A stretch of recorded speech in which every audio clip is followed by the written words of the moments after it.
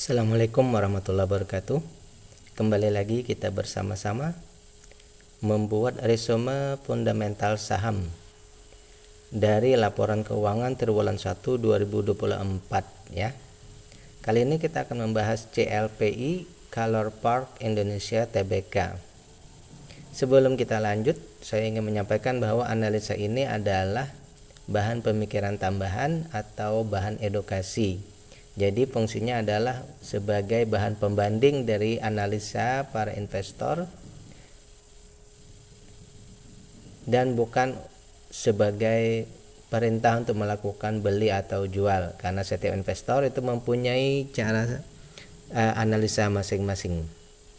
Kemudian analisa kita ini adalah analisa fundamental, khususnya value investing ya. Kemudian juga apabila dirasa bahwa analisa kita ini bermanfaat, boleh di like, di subscribe ataupun dibagikan juga di media Anda. Baik, kita bahas dulu perusahaannya. CLPI ini didirikan tahun 1988 ya. Bergerak di bidang manufaktur tinta cetak, pelapis, perekat, dan perdagangan perlengkapan cetak lainnya ya.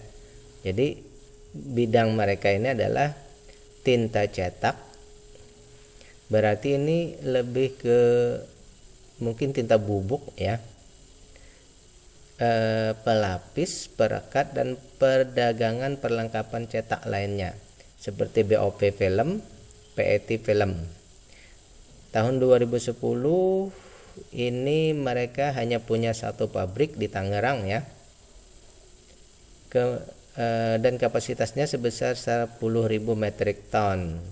2011 ada yang kedua di Sidoarjo ya, kapasitasnya itu 2.500 metrik ton per tahun ya. Produk-produknya meliputi manufaktur tinta untuk flexible packaging and cigarette packaging. Oh, jadi tintanya ini untuk packaging fleksibel dan packaging ini ya, packaging rokok. Environmental friendly ink, PVC leather coating, perdagangan film, BOP, PET, nylon, MP, dan seterusnya. Adhesif ini berarti lem juga ya.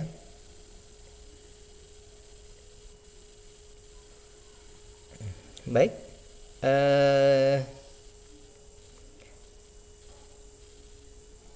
perusahaan juga mengekspor produk mereka ke Australia dan China ya.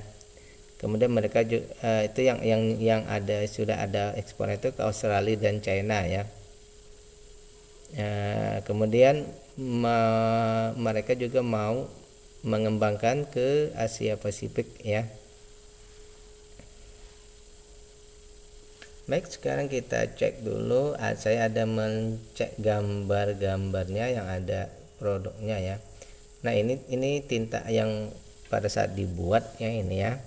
Ini berarti kayaknya itu tadi mungkin tinta untuk packaging ya, mungkin tinta untuk di plastik ini.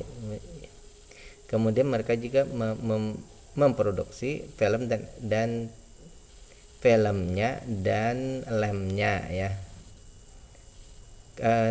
Nanti bagi Anda yang tahu, silahkan kalau memang ada apa yang saya sampaikan salah, boleh diluruskan ya, karena saya tidak pernah visit perusahaannya. Baik, sekarang kita lanjut ke pembahasan kita. Sampai hari ini beritanya belum ada berita tentang pembagian dividen ya. Sampai hari ini belum ada pemberitaan tentang pembagian dividen. Jadi oleh karena itu saya mendasarkan DPR kita, dividen payout ratio-nya itu sesuai dengan dividen tahun 2022 dulu ya. Nanti kalau ada update maka kita akan ubah lagi. Baik, dari data yang kita dapat secara umum perusahaan ini kita dapat simpulkan memenuhi kriteria kita untuk investasi. Karena dari segi nilai buku perusahaan ini diskonnya 43%, berarti masih sangat di bawah harganya ya. Sama juga dengan valuasinya juga sangat murah ya. Jadi dua-dua ini dasar awal kita. Data dinamisnya ini menunjukkan kualifikasi yang sangat memenuhi kriteria. Kemudian untuk dividen tadi karena belum ada data, maka kita memakai DPR-nya itu 50%.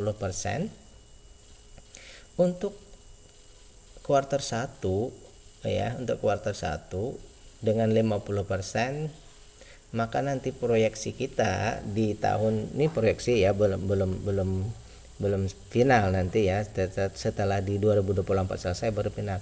Maka proyeksi kita itu nanti untuk kuartal 1 itu dividennya Rp93, dan untuk dividen yieldnya kita mendapatkan 8,77. Ini sudah termasuk besar ya dividen yieldnya. Kemudian dari segi ketahanan perusahaan semua sangat bagus ya. Yang untuk saham di masyarakat itu yang ditradingkan oleh masyarakat, mereka yang bisa berjual beli itu 28%. Hanya satu saja yang sedikit concern kita, yaitu di kepemilik saham yang beredar untuk bisa ditradingkan termasuk oleh pengendali itu 93%. Ini mungkin terkait juga dengan jumlah saham yang dimiliki asing di sini 52%. Berarti kemungkinan besar perusahaan ini dimiliki oleh asing sebenarnya ya. Perusahaan ini dimiliki oleh asing sehingga dia harus jumlahnya itu 100%.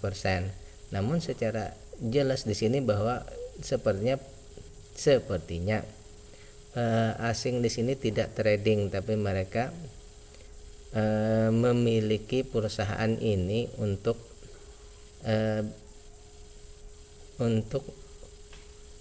pengembangan perusahaan ya. Jadi untuk pengembangan perusahaan, tidak untuk trading.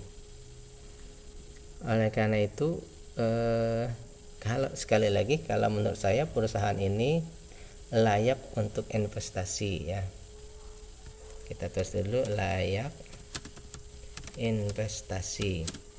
Tinggal langkah berikut seperti biasa, tinggal dicek perusahaannya apakah dalam kegiatan mereka pernah terlibat dalam kasus hukum atau manajemennya terlibat dalam kasus hukum. Bila tidak, berarti analisa kita lanjut ya.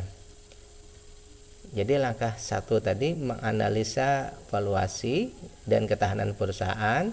Kemudian rumus kita bahwa layak invest ya. Kemudian langkah selanjutnya cek GCG perusahaan kalau ya. Yang terakhir, kalau memang juga mau memastikan lagi, silahkan cek juga teknikalnya, tapi saya tidak membahas teknikal. Kalau memang mau memastikan apakah harganya sudah di bawah misal ya, maka silakan cek ya. Tetapi dengan valuasi yang diskon 43%, itu menurut saya sudah sangat layak ya. Kemudian pertanyaannya, apakah dia akan naik dalam tempo dekat? Nah, itu yang kita bahas di sini adalah layak atau tidak diinvestasi. Kemudian apakah capital gain-nya naik dengan cepat atau tidak, multi-bagger dengan cepat atau tidak, itu bukan ranah kita ya. Itu tergantung bagaimana momentumnya ya. Tetapi untuk bisa masuk atau tidak, memang ini sudah layak masuk ya. Apakah nanti multi-bagger atau tidak, kita tidak tahu ya. Tapi yang jelas bahwa dalam setiap tahun untuk saat ini ya, untuk analisa kita bahwa dividen yield-nya mencukupi untuk kita memiliki saham ini dengan pertimbangan dividen. Apalagi kalau nanti dia bisa naik harganya, nah di situ keuntungan kita yang kedua ya. Tapi yang jelas bahwa dengan dividen yield kita mendapatkan keuntungan yang jelas tanpa mesti harus merugikan orang lain.